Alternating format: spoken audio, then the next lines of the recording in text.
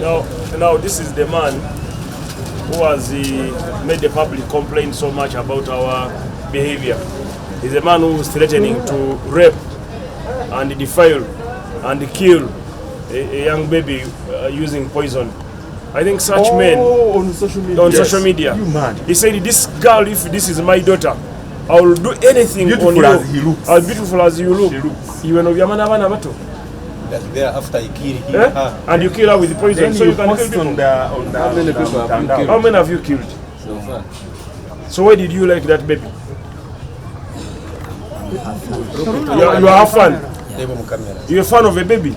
Yes, I'm half fan. I like that baby so much. Yes, I was raised. So you wanted to eat her. So you sleep with the children? I cannot. So you sleep with children. I never. So what did you say? I speak that. Because you were honey. Let me use Uganda because I don't know. Lwaki wayogedde bw'otyo ku mwana omuto? Baswange embeera gye nabaddemu mu butamanya n'embeera ebi gye nabadde ndimu ye yandeetedde ekintu ekyo. Naye nga nasabye ne neetonda ne nsaba ne maama w'omwana n'ampita ne neereeta mu buntu n'aŋŋamba tutuule ensonga tuzimale. Kati omwana ayagala murepinga. I cannot do that. Ate wagambye ogenda kikola omuwe n'obutwa. Sisobola nakyo kikola era neetonze ne neereeta ne wano nze kennyini ng'asaba okusonyibwa era ye yaŋŋambye jangu weetonde oneetondere mu maaso g'abantu. Okay, in a special way I want to thank the presidential advisor, Madam Full Figure, who has worked tirelessly with the Uganda police to ensure this man is located.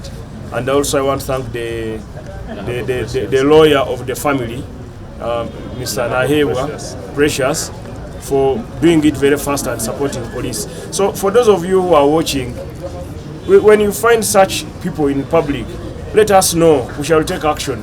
I received this man's video from over 10 people in the US, 5 people in the UK, and in Uganda here I don't know how many bishops and fathers have called me over this man. So I had even to leave cabinet to come and look at the man who's a danger to society and a danger to young people, to children. So this man should be, probably DPP, maybe you may find a case against him. He needs to be reformed. He needs to be put where he belongs because he's a danger to our children. So do you have anything to ask the president? You want the president to do anything for you? You ask him. And the government of Uganda and police. Let me use Uganda because I never go to school. Kanjogera Oluganda. Okusooka nsaba okwebaza era nga mpa ekitiibwa omukulembeze wange Pulezidenti Yoweri Kaguta Museveni, ne neebaza n'abantu abambeereddewo mu mbeera yonna embi gye nabadde ndimu ne ku ddwaliro kwe nabadde ne treatments zonna ze nabaddeko. Ne neebaza maama Full Figure n'abakyala wa TikTok atukulembera ku social media olw'omulimu gwonna gwe yakoze ogwabaddewo. Ne neebaza n'ekitongole kyonna n'omukyala maama nanyini mwana eyansuubiziza n'aŋŋamba weekwate weereete tetukunoonya nnyo nja kusonyiwa bw'onaaba weereese oneekweka awo ebisigadde gavumenti ejja kukwasa omukono ogw'ekyuma. Nange ne neekwata ne neereeta mu butongole ne neewaayo mu mikono gy'abamateeka era nga ntuukiriza maama kye wansabye nti ogenda kunsonyiwa bwe naakikola era nga nakikoze. Naye taata w'omwana naye namukubidde ne njogerako naye. Obadde obamanyi n'obamanya? Be bankubidde. N'obaagala? Ne baŋŋamba n'ogamba ogenda mulya? Ne baŋŋamba Silver weekwate weetwale bampita Walakira Peter. Ovaawa? Nva kya Masaka ey'omukyazanga mu Lwengo district. Lwengo district. Lwengo district. Okola mulimu ki? Ndi mutemi wa nnyama. Nabadde njiga kutema nnyama ku bbucha Ennalumunya mu Jomaayi. Gy'okolera? Gye nabadde. Gy'obadde weegombera obwana? Si bonna. Bakakwata bumeka?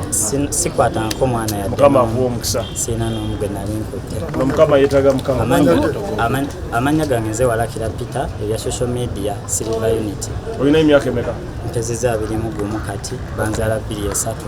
Oyagala okukwata omwana w'emyezi 2? Musajja gwe wamazemu amaanyi. Siyinza nakikola. Sisobola nakikola yadde. Bampita Ali Moses, marketing manager wa Tete Business Solutions. We deal in printing, branding and general supplies. Tukola signages, tukola corporate wear uniforms n'ebintu bingi. Bino byonna bye mulaba mu dduuka. Zino samples. Buli kyolaba kyonna tulina stores. Tukola bintu bingi. N'abasinga bamanyi tukola printing and branding only. naye tukola bingi. Tulina departments ezirimu civil engineering, ezirimu installations, mechanical installations n'ebirala. Tuli located at Lighthouse Arcade behind Charm Towers, C12. Era bw'otuuka ku C12 obupande waffe wonna oba obulaba. Morris Cakes and Events Limited bakola cakes eza birthday, okwanjula, baby shower, bridal shower, mu buli design yonna gy'oyagala, traditional cakes n'ebika ebirala. Kosa n'okutegeka emikolo ne girabika bulungi. Basangibwa wa Kaliga okumpi n'akatale k'aba veteran. Ku namba z'essimu z'olaba wansi awo ku call ne WhatsApp. Kola order keke kutuukako yonna gy'owangaalira. Airbnb home ge maka gapangisibwa nga galimu buli kimu, ojja nangoye zo zokka. Gasangibwa Namugongo kumpi n'ekiggwa ky'abajulizi, oluguudo lwa Kolansi paka ku gate. Galina sitting room enteeketeeke obulungi, dining, effumbiro, kosa n'ebisenge bisatu okuli ne master bedroom. Waliwo wifi, CCTV kamera ziraba ebweru ne munda. Ku kisenge waggulu kuliko amasannyalaze okwetangira ababbi. Inverter etereka amasannyalaze ne gatavaako. Garden nnungi, parking nnungi, gate ya remote. Ekifo kino kyakommodatinga abantu okuviira ddala ku muntu omu, couple, family nammwe abategese bu party obw'enjawulo. Kuba ku namba z'essimu eziri wansi awo. Leero ekindeese nzize kulaba ku bavubuka abaasibwa aba National Unity Platform nga we nabagamba nze siri minisita wa kibiina ne minisita wa Uganda, so we nalindayira nagamba nja ku making sure nti abaasibwa bateebwa, so nzize okubalabako ate nina amawulire amalungi nti leero babalabise mu kooti mu kyeyagalire ne bagamba emisango bagiza abamu ku bo abawerera ddala 16 begase ku basatu abagamba nti emisango gy'abakamuvu kati bonna baweza abantu 19 naye ate nga waliwo n'abalala basatu abali ebweru abali ku bbeero bali bana abasatu we bali, so ejja kubetwala namba eyo nga tugenda mu bantu 23 abakkiriza nti emisango bakola ki bagiza. Waliwo omwenda ogugambye nti gwo guliredde okwoza naye budde embe lyabwe ne bano bagambye tetwagala kumalira kooti budde emisango twagiza, so mu kusaba kwange nga minisita w'abo abavubuka nsaba kooti first of all njala kwebaza defense attorney balamuzi abayambye abaana bano okuwoza emisango gyabwe, then n'okwebaza abaana bennyini abavudde ne bagamba emisango twakola ki twagiza. So nsaba kooti webe bawe ekibonerezo tebawa kinene, ebawa ekibonerezo kitono nekyena abawedde. Nze nga minisita waabwe siru nja kudduka wa mukama wange president mugambe bano abaana baanabo, these are your children, babasalidde emyezi 15 oba myaka 2 oba 5 oba 10. Nembadde nsaba okwesa obuyinza obukwebwa ssemateeka mu article 121 n'ennya nti abaana bano obawe pardon, emisango ebibonerezo bibagibweko basobole okwegatta ku nkulaakulana ya Uganda, kyekigendererwa kyange. Osobola kubayamba otasinga babateereddwa oluli wali ogambye kasente biki? Saagala nnyo okwogera ku ssente, njagala kusooka ideology abantu balina okufuna omwoyo gw'eggwanga, so kyensooka okubayamba okubayigiriza babayigirize ideology ate babayigirize patriotism bamanye eggwanga lyabwe. Bw'oba oyagala eggwanga lyo tojja kuleeta loole ya bipiiro byokye mu kkubo yonoone Kolansi ate nkya tumukole, tojja kukwata jambiya ogende ku kyalo ng'otema abantu bw'oba ng'oli mwoyo gwa ggwanga. So tujja kubayambako mu ekyo bafune training bafune ne skills development, then betabe ne mu programs za government zino ez'enjawulo eziriwo. Tulina ssente za PDM zigenda ku buli muluka kuba balina emiruka tebazaalibwa mu bbanga, balina emiruka gyabwe olweza grow ati ngoyo Oliver Lutaya.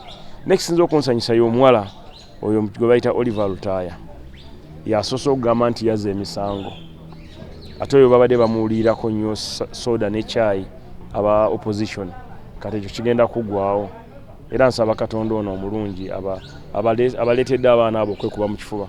Nsaba ne bali omwendo ogusigadde nagwo gukkirize gye bujja bafune eddembe lyabwe. Kirungi nnyo okugondera gavumenti eri mu buyinza, then ezamwe zemwagala okukola ne zibasanga nga mukyalina amaanyi n'embavu ezikola. Mbadde nga bagamba kyakulema. Amannya nze Nsuuga Mustafa, nkola ne Alihira Holdings Uganda Limited. Tuli bakozi ba biodigester wamu n'okuzimba okw'enjawulo.